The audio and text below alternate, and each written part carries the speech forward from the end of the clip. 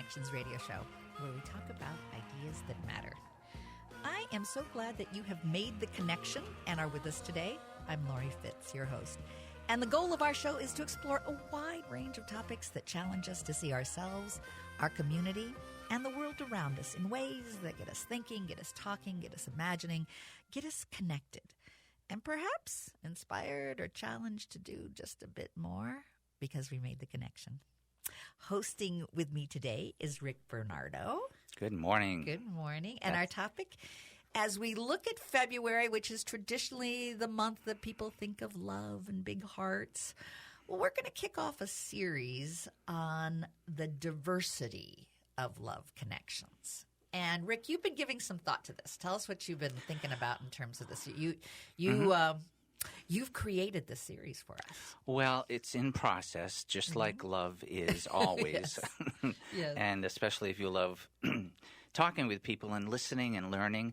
There's just everybody knows there's so many different kinds of love, forms of love, experiences of love. You know, I've heard people say, I love this person, or I just met this person and I've been in love before, but not this way. And then it's almost like there's different flavors. So the Baskin Robbins of love. Yeah, it may be literal sometimes, maybe not. There's different voices of love. In the wisdom or traditional language, there would be almost like there's different spirits of love and layers. So I always think of this as the way I think of anything deep or possibly spiritual. There's a vertical dimension and there's a horizontal dimension. There's a depth or lack thereof in some kinds of love. And there's also a breadth. There's a connection. Very much like every time you introduce Connections Radio, I think of a depth and breadth of that. We're trying to explore things within us and between us, and how deep can we go into that, and so we can navigate the whole human experience. And you always do a wonderful job bringing interesting people on these topics. And you've got some terrific folks joining us today. We do. And first, we have with us Charity Barlass. She works as the principal of Return to You Coaching. She's also a songstress and a sound alchemist. I'm still vibrating from the sound bath. I took a bath in sound, or a sound in bath, same thing, at Studio One Yoga some weeks ago. She's the author of Let the Light In, a wonderful, I'll let her say a little more about that if she wants, but it's a wonderful book you can find online. She's an energy worker, and we featured her on our January 21 broadcast as we were looking towards the year 2023. So good morning, Charity. Good morning. Good to hear your voice. You and I had spoken about being together this morning with Lori. And, basically your whole stand on relationships and love, just say a little bit about that and what return to self mean, just basically open slate. You know, what is really where the good energy is for you and where you want to go with people. Absolutely. I believe wholeheartedly we are here to remember that we are love, embody it, and mirror it to others. And we're inundated with messages of not being worthy enough, and you need this in order to feel whole, or whatever the outside message is. And so my primary goal when working with clients is to remind them that they are whole and perfect as they are, and how important it is to integrate different parts of oneself to actually see and feel that they are love.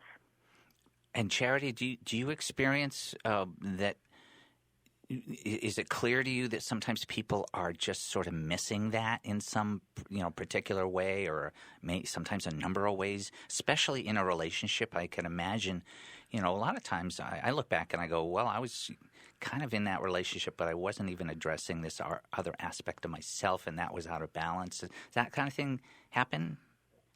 Absolutely. I mean, if you think of movies, for example, there's so much programming around codependency, and if someone doesn't actually do intentional work around that to gain the interdependence for a healthy relationship, oftentimes the default is codependency.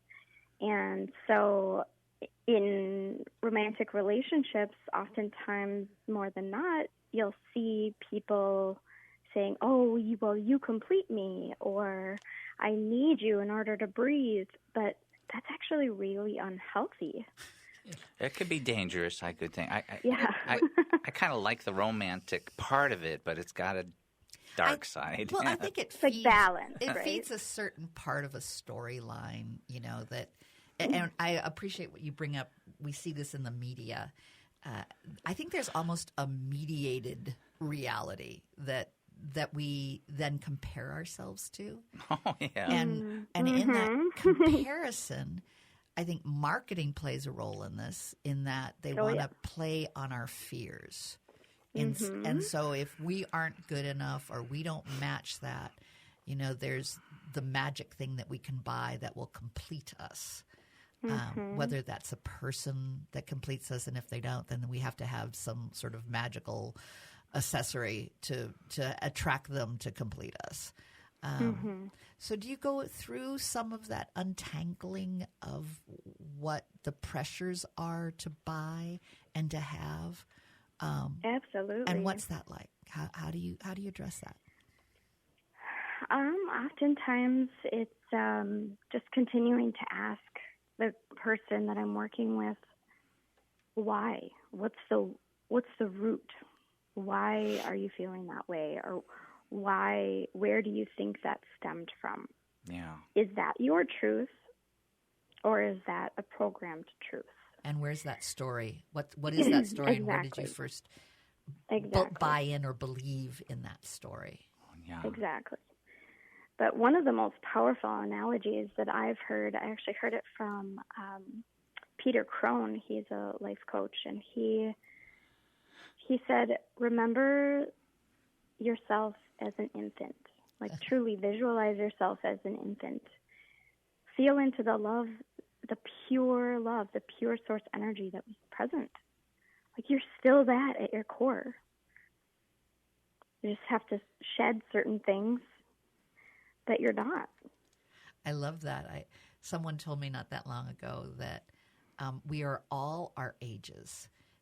We are an infant because we were an infant. We're 5 years old because we were 5 years old. We are 13, we're 29, we're 52. We're all those things all at the same time. It's not something that is the past. It's more our own layers that at any moment we can be anything we want in our ages because we've been there. We know that. I know Absolutely. when I teach ethics, there's this idea of voices in our heads. It comes up a lot because I really want people to be able to recognize that we have more than one voice going on within our beings. And I use the example of, like, if your significant other says, Rick, we need to talk. And like, no, I don't. My 6-year-old is running away now. And people kind of get that, or at a job or in a relationship. If somebody says something like, you go back to like childhood very easily. And it's if you can recognize that, and then you have to get to the bottom of it. I more often go back to my teenage years and become terribly rebellious. That's good. You what? Good to have a set point there as a teen. That's good. You don't tell me anything. Who are you looking at? Exactly. I know. But that does give us choice, which is nice. And we could recognize, I'm sorry, my 13-year-old just came out, but I will get my more mature 50-something in a relationship now. I just got to say, the awareness and the integration of all of that too is so key, you know? Yeah. Because then we can tap deeper into that choice and how we show up. Well, I still know I used to be the king of people pleasing because as the eldest child in my family, it was just I mediated everything, and I learned to get good at that, which is a good skill. But relationship, it actually led to me not being straight with people about what I needed, Can you get that? Yeah, I'm sure we've all been seen that in other people. It's easy to see in other people, but when it's yourself, so. I think that can Absolutely get funneled into the indirect, because I think I vary between being a people pleaser and something else. Well, and if you feel into the root of people pleasing, it's to try and gain love and belonging. Well, and so when we can recognize that that's the pattern and that there's levels of self-abandonment, and Charity, what you breathe and pause.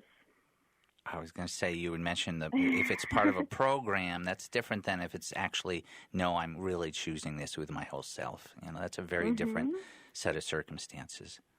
Absolutely. So circling back to awareness, awareness is everything. And sometimes it's super painful to look at those patterns. And I'm a former people pleaser as well, and sometimes still get stuck in that loop. But if I pause and connect to center within myself and ask, is this something I authentically want to do? Am I showing up authentically as myself? I know what we'd like to do and explore in the next part of our broadcast is what does that look like with people? What kind of tools, what kind of methods do you use? Is that okay? Yeah, sure, absolutely. It ranges. It really depends on where the person is within their journey. Okay. But I often utilize meditation, sound healing. And I promise, Charity, we're going to give you a lot of good time to have us explore all of those. And I just want to thank the audience for joining us on Connections Radio Show on AM 950, the progressive voice of Minnesota. We're going to be taking a commercial break, but we'll be right back. So stay tuned for the diversity of love connections.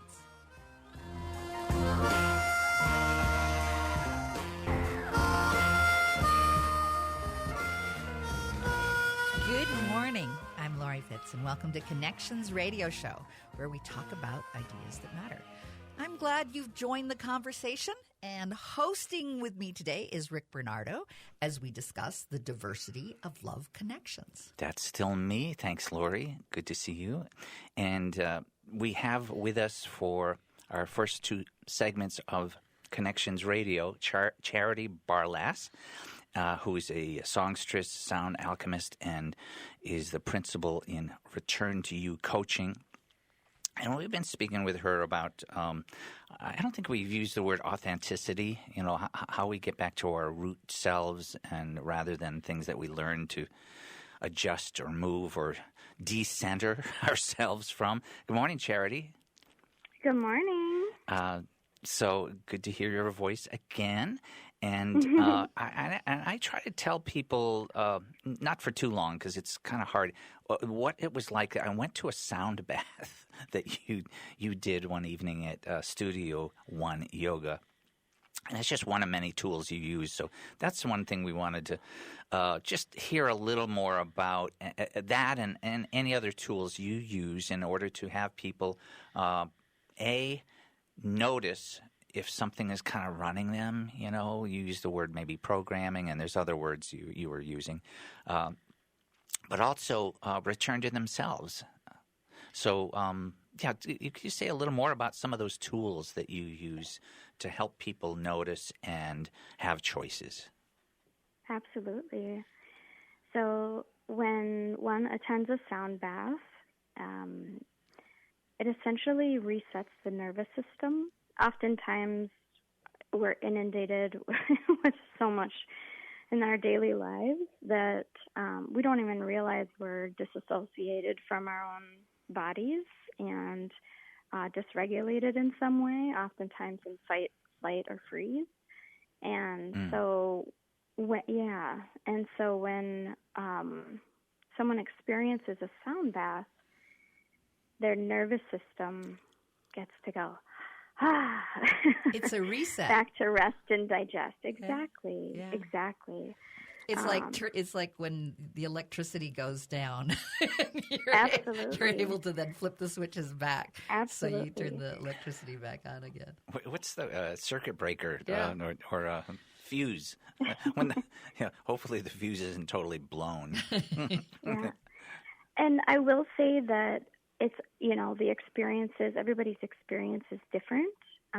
Someone who attended my last sound bath, she told me that she had this visual of her slaying a dragon. Oh. And so we connected. Yeah, it was really powerful. And so we connected on that. And I said, well, what do you think that means to you? And I said, are you navigating some challenging aspects right now? And she said, absolutely. And I'm like, well, what do you think slaying that dragon means? And she's like, I got this. I'm like, yeah, you do. You go, girl. You absolutely do. And that's from the experience of, and I don't want to skip over this, Charity. We're using the word sound bath, but so many people have no idea what we're talking about yet. And I'm still learning. I'm still vibrating from this experience. But could you let's just paint a picture of like you go to a sound bath and what does that look and sound like? I know there's sound. Absolutely. I mean, they've been around for thousands of years. The indigenous cultures know very well how powerful sound baths are. And now it's in mainstream. I mean, it's now on reality TV sometimes. Uh-huh. But essentially, I have sound bowls, and they're attuned to the different chakras within the body. And I play the sound bowls, and they emit a frequency, and I also sing through my drum. Sing through, yeah. Okay, that rings a bell, and literally and otherwise. How many bowls do you always have the same number of bowls that you sort of you kind of go around the rim, and it makes this. It evokes this amazing set of tones. But how many bowls do you use, or is it always the same? Yes, they are the same. I am going to be adding another bowl soon to my family of bowls, but as of right now, I play with 6. And then Charity, I also...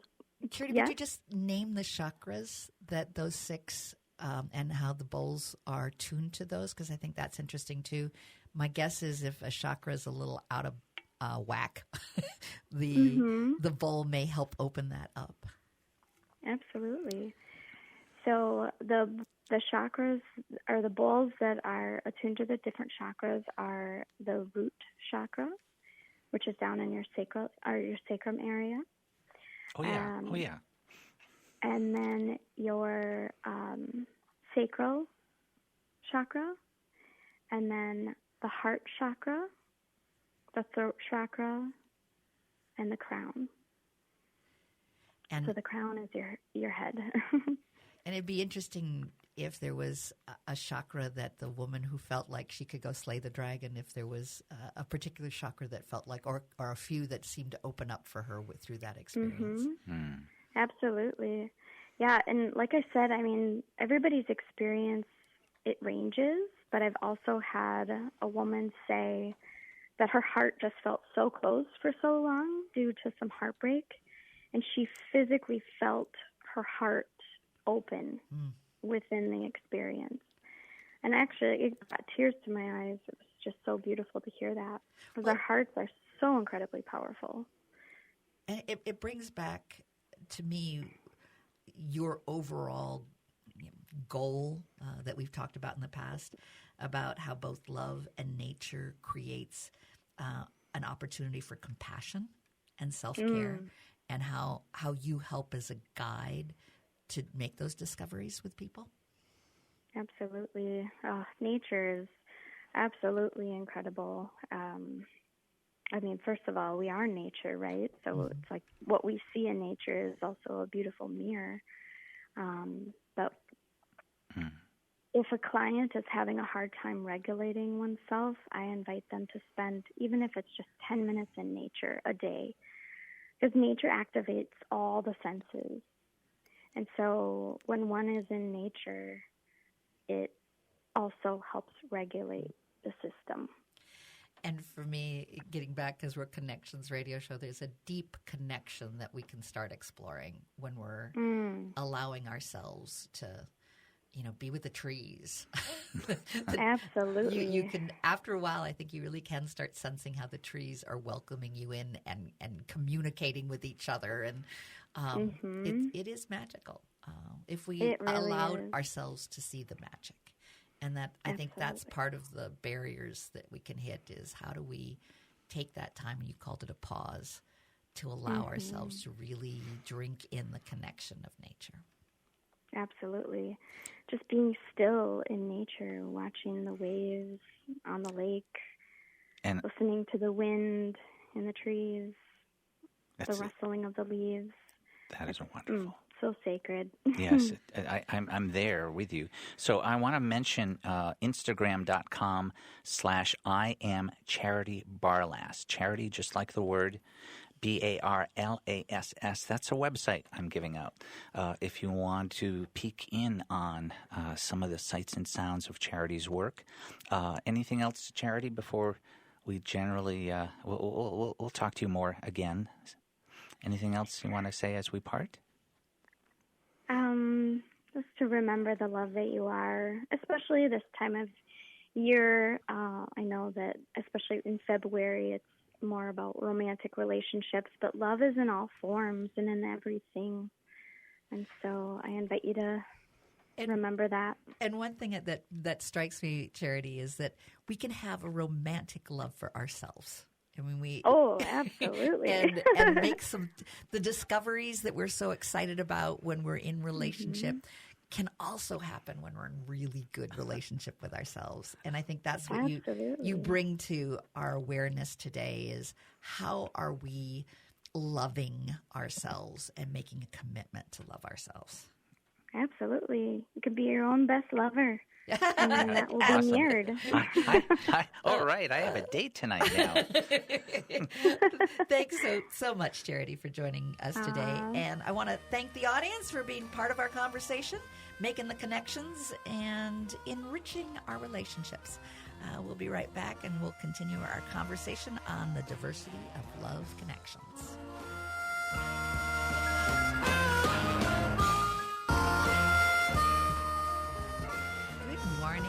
Welcome back to Connections Radio Show. I'm Lori Fitz, and co-hosting with me today is Rick Bernardo as we talk about ideas that matter. And today we're exploring all kinds of diversity of love connections.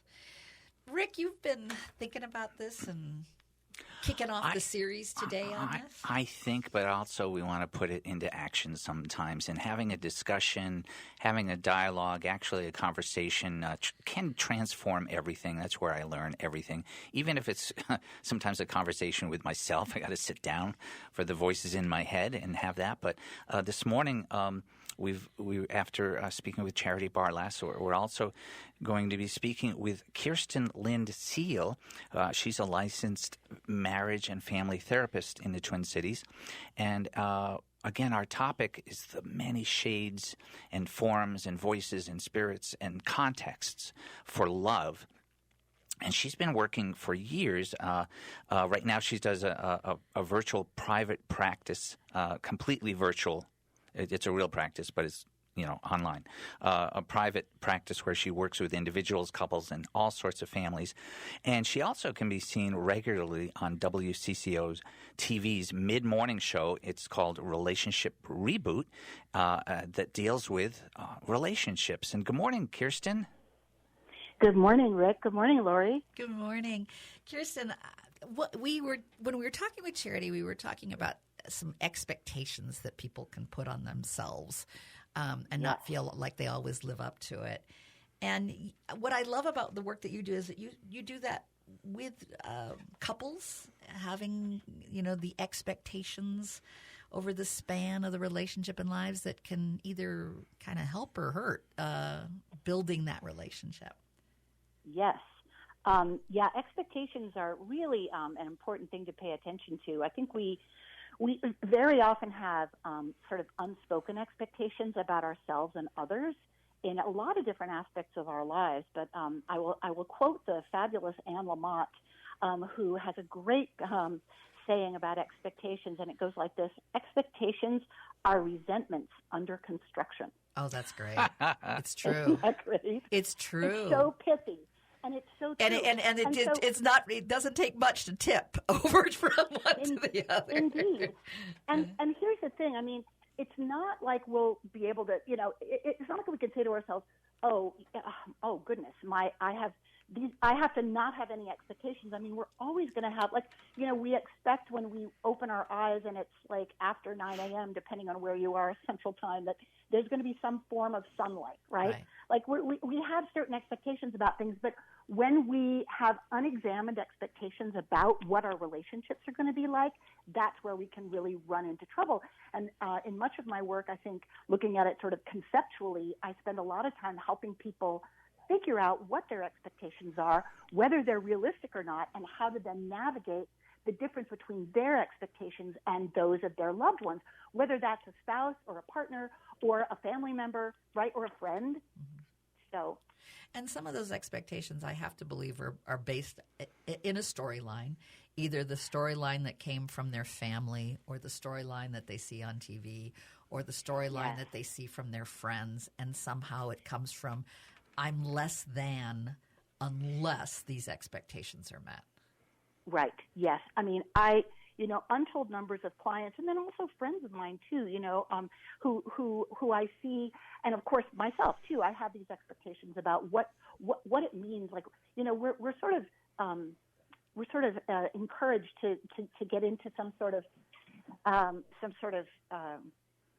romantic relationship, and if we don't have one, then we're less than somehow. And then, oh, by the way, once you get into a romantic relationship, it's supposed to be a certain way, right? And this idea, I loved the conversation with Charity around, the you complete me type of idea.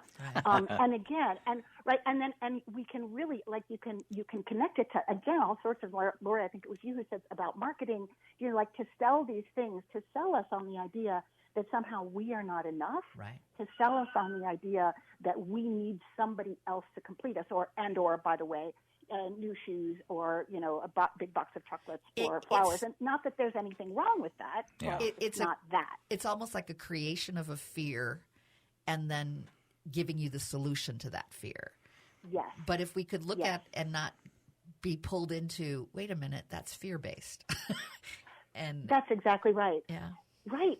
And a lot of our behaviors in relationships are actually fear-based, right? That's the interesting thing. Because the truth is, when we love, there's always a risk of losing, whether that's to a breakup or to divorce or to death, right? Like when we love, we put our hearts out there. But as the Dalai Lama says, like to live with an open heart is sort of the highest good. And so that's just sort of how it is. I've also been sort of intrigued by the idea that it's over. You stop loving that person, and I don't think that happens. Yes. I think the love may change, but there's an acceptance that this isn't the right fit to really keep fulfilling each other's who we want to be in life. Right. And that you can still keep loving a person even if you're not with them. And cherish what they were to you, but not have that be who you are partnering with. And that sense of it's over and you should shut the door and never think about it. Well, I think that's kind of sad because they added to your life in some way. Right. Well, it's such an either-or way of thinking. It's like you're with this person and you adore them and you love them and they complete you, et cetera, et cetera. And then if you break up, though, all of a sudden they're out of your life. I will tell you that I think the most evolved people, and this isn't true for if there's abuse involved or really affairs, right? Not the three hard things we say, the three A's: abuse, addiction, and affairs, right? So outside of that, though, I think when people are able to still be in relationship in some way, shape, or form with their exes, I think that can be really healthy and functional for everybody involved. This is particularly true when we're talking about people who divorce and who share children. Right. Because once you share children, right, like you're, no matter how you got these children, you are a family and you'll always be a family no matter what the couple at the head of that family decides to do about their particular couple relationship. And Kirsten, I love that picture that you and Lori are painting here. Of it's that it really doesn't have to be absolute heaven on earth or absolute meltdown. There's a lot of different ways for the energy of love to take its form. And I'm thinking back to when my parents divorced. That was a big learning experience for me because we would have holidays together, and especially the first months of, okay, there's a divorce happening. And I was just heartsick. But I also started to learn, it was during that period, my mom and dad, I can see they still love each other. I get choked up when I say that. I can see it. Of course. And I can see it. It's just going to be different now. And I didn't know. I'm still learning about that. Right. Well, and that's such a huge gift that your parents gave you. That implies a real level of maturity, you know, in terms of how they saw the family and how they saw, you know, sort of what they were, the impact that the divorce is going to have on the kids and on the family structure. You know, that's a really that was a wonderful thing. And the biggest gift for me, hard to do. Yeah, the biggest gift for me is that they kept learning about themselves and sharing that with me. You know, they would say, I look back now and I realize this and I realize that. What a wonderful model to have in a parent. Right. Yes. No, you're exactly right. And then sometimes people stick together sort of quote unquote because of the children, but they actually hate each other and they're like tossing grenades over the wall. You know what I mean? Not a real warm environment. Oh, yeah. Exactly. But you know what this reminds me of? You know, not that I'm a Greek scholar, but the Greeks had multiple different words for love, right? There was eros, which was erotic love, which is very powerful and passionate, that's where we have, you know, as a society that's where we nail Valentine's to the wall, right? Is under eros. But what we're talking about here, I think, I love the word agape, which is sort of world love. And going back to that great Dalai Lama quote, that idea of an open heart. And that is, I think, honestly, if one were to ask me what I think the secret of life was, I would say, again, to have an open heart. And remember, I totally stole this from the Dalai Lama. But I believe that's part of how we acquire anything, right? Is that we feel connected to it. It becomes part of who we are. I love agape as well. And it's interesting. It's the first time that I've thought about it this way when you talked about expectations. And when I think of agape, the first time someone was teaching me about agape, and I think it was probably a Presbyterian confirmation class, was looking at agape not having expectations. That agape was a state of being and not a state of having. Right. And the celebration of not having expectations, and I assume being very present in the moment is how you do that. And with a loving, kind heart. Exactly. Yeah. Exactly. Yeah. The piece around loving kindness is also really important, which is one of the places where, and also I love that meditation was mentioned, because we also know there's massive neuroscience, especially in the last 5 or 10 years, neuroscience research around how meditation changes how our brain, the patterns of our brain, right, the neural pathways. And the loving kindness meditations actually really help us to create more loving kindness in ourselves, even though much of the meditation could be sending loving kindness out. We also then meditate on loving kindness for ourselves, which is a really important part, going back to the idea of the only person who can really complete us is us, right? Because then we bring a full self to someone else, and we're not little broken pieces of pottery that have to go find our little shards to glue together. Right? And when you say that, it reminds me of a Japanese pottery that when something is broken, you know, they pull it together with gold, because it is in our brokenness that we can celebrate who we are as well. Yes. And there's a lot of different language that we can use around that, but basically the idea is that we can create our wholeness in ourselves, and it's something that we owe, again, in loving ourselves, right? We owe that to ourselves to sort of work on that in an ongoing fashion is how I look at it. Kirsten, for our next segment, I'd love to have you be thinking about sharing with the audience, what are some things, especially around Valentine's Day, to celebrate love in a new way for ourselves? I know one friend of mine does Galentine, so it's Gal's Night Out. I love that. Her Galentine celebration, and she brings her single girlfriends to go out and party with themselves. If you've got some other ideas for us to be thinking, because it can be really tough on some people this time of the year in terms of if they feel like, again, less than or have fears of what it means not to be in relationship. We can be in relationship, and I'd love to have your advice on that. Absolutely. Happy to do it. All right. We'll be right back after a few short commercials. Welcome back to Connections Radio Show. I'm Lori Fitz, your host, and hosting with me today is Rick Bernardo. And we have been exploring love connections and the diversity of the types of love, as well as self-awareness. Tell me a little bit about something that you were thinking about during the break. Me during the break? Well, you had just mentioned the Japanese bowl, and Kirsten had been talking about the different ways we can sort of put ourselves back together. But also, sometimes we have a breakdown that I know in my life, the biggest learning points about love is where I had a train wreck, and I had to look at the pieces and go, how did this happen? Otherwise, I never would have. And so I think I mentioned I used to be the king of people-pleasing, and I had to learn that, I was kind of trying to control things by never actually owning up to, I really need this, or I really can't tolerate that. Just being honest. So, but there's also, in that vein, there's a song by Peter Mayer called The Japanese Bowl, and it's wonderful. Mayer is his last name. He's a local musician and songwriter. So you check it out. It'll make you cry, probably. All right. And in the last segment, we asked Kirsten Lind Seal, who is joining us. She is a licensed marriage and family therapist in the Twin Cities. And I had asked her to give us some ideas, especially as we go into Love Week. That has a lot of expectations around it. There's a lot of pressures, and there's a lot of marketing. And that drives sales, we know.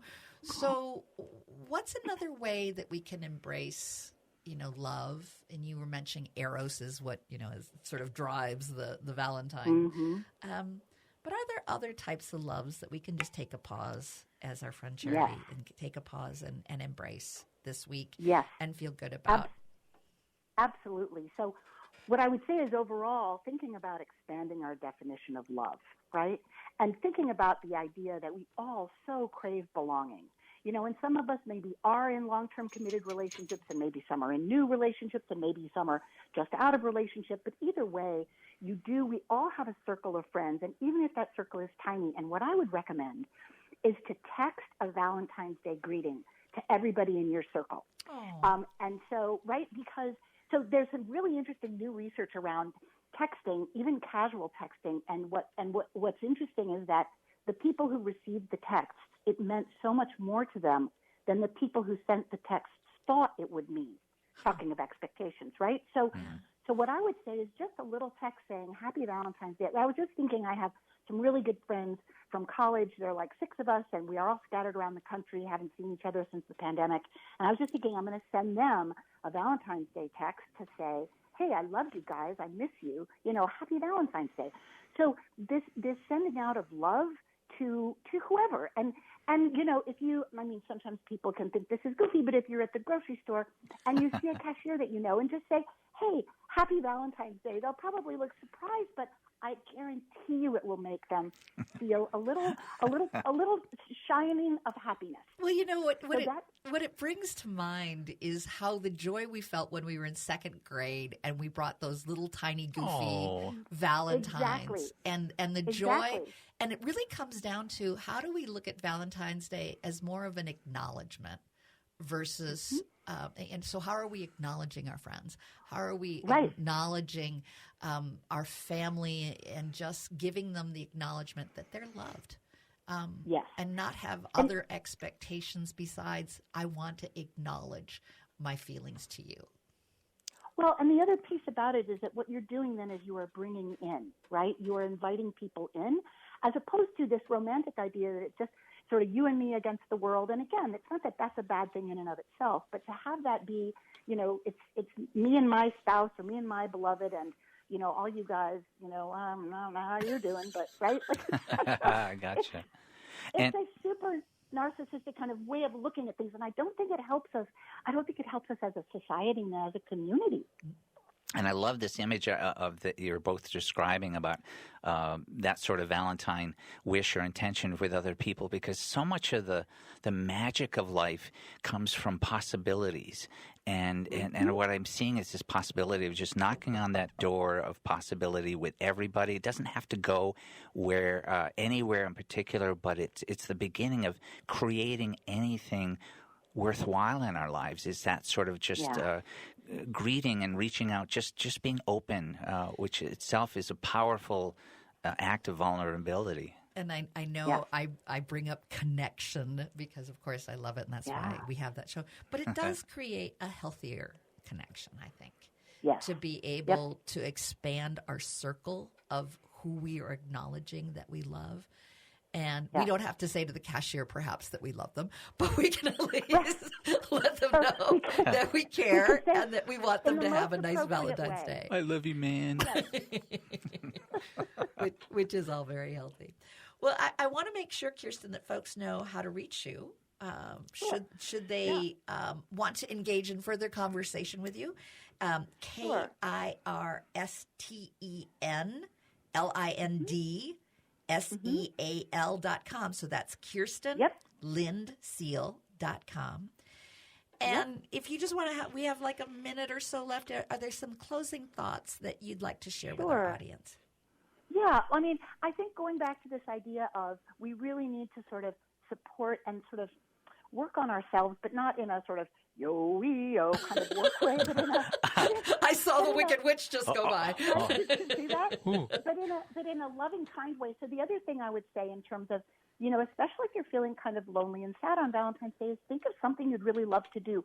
Like, it occurred to me that I hadn't seen a show in the longest time, and the Guthrie has Rush tickets. So I thought, maybe I can, I do have a husband that I will celebrate Valentine's Day with, hurrah, but maybe we'll go do that, or maybe I'll go see a movie. Literally, I haven't seen a movie since the lockdown. Yeah, gotcha. My husband just asked me the other day, are they showing movies again? Could we go out if we wanted to? Yeah.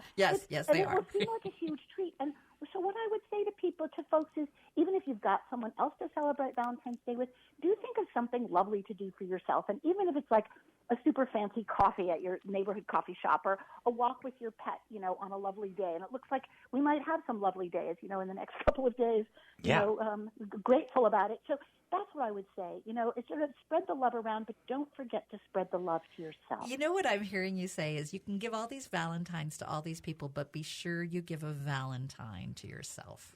And what does that look like? Yes. And I love, Kirsten, you talked about, everybody's been talking about expectations around that. There's an old martial arts saying, expect nothing, be ready for anything. And people like Kirsten can help us practice. Like, what does that look like? Yeah. What does that feel like? How do we do that? Yeah. Well, So my wish for Valentine's is that everyone creates a very special Valentine for themselves and cherish it. So thank you for being a part of our conversation today, making the connections. You're so welcome. And enriching. I had great fun. Enriching our relationships. And we look forward to having our audience join us next week as we continue our Diversity of Love conversation.